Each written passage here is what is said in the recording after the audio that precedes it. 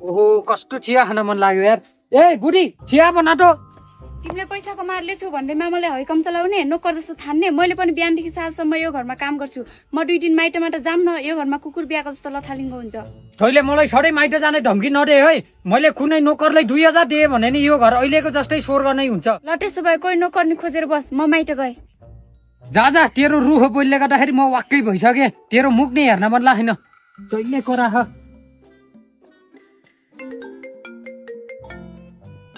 कसले फोन गर्यो? अनि छोरीले किन फोन गर्यो? हेलो हेलो बुवा।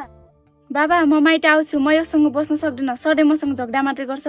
होइन के भयो? ज्वाइँ साहबले पिटे के हो? नाइ अनि के भयो त? गाली गरे के हो ज्वाइँले? नाइ के तैँले पनि तेरो दिदीले यसरी नाटक गरिस् के हो? यहाँ तेरो दिदीले 5 वर्षदेखि डिभोर्स लिएर त्यत्तिकै यहाँ माइतमा बसेको छ।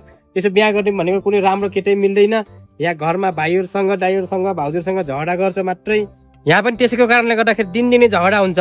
अब त पनि बच्चासो नगर, ठुलो भइसकिस्। यो बिहा भनेको केटाकेटीको खेल जस्तो हो र? मन लाग्दा छोड्ने, मन लाग्दा जोड्ने। त्यसो भए के गर्ने त? अघि न झगडा गर्दाखेरि माइत जान्छु भनिहाले। 2-4 दिनको लागि माइत आउँछु अनि त्यस पछाडि फर्किन्छु, नत्र मेरो बेइज्जत हुन्छ। माइते झुक्केर पनि नआइज। आफ्नो घर छोडेर माइते आउनु भनेको आफ्नो जिम्मेवारीको टाढो हुने, बुझिस्? अनि बिस्तारै टाढा भएपछि बुढाबुढीले एकअर्कालाई बिर्सिने पनि हुन्छ। त्यही भएर झगडा जसको पनि हुन्छ, घरमै बस। झगडा अहिले भएको छ, पछि सब ठिक हुन्छ, सब शान्त हुन्छ।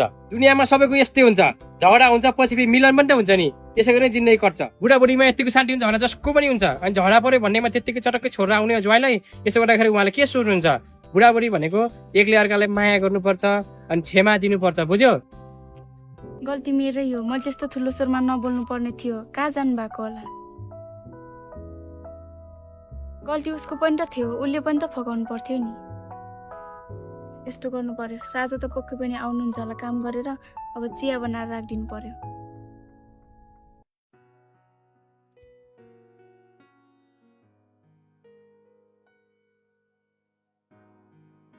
कस्तो ठगाइ लाग्यो यार। बुढा चिया। तिम्रो पनि यति मिठो बोली। अघि माइत जान्छु भन्थ्यौ त अझै गएनौ। सरी बुढा, अघि रिसको झोकमा के बोले। अब म माइत जान्न। केही छैन, गल्ती तिम्रो पनि थियो मेरो पनि थियो। मैले पनि त्यसरी भन्न नहुने थियो। तिमीले पनि अबदेखि नभने। अबदेखि म पनि हजुरसँग त्यसरी रिसाउने छैन। लौनुहोस् चिया खानुहोस्।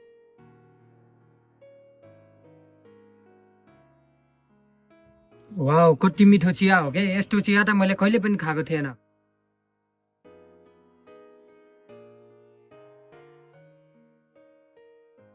बुढा तपाईँ थाकेर आउनु भएको, भोक लागिहाल्यो। म खाना बनाउन जान्छु है। हुन्छ, यो होइन त जिन्दगी भनेको त।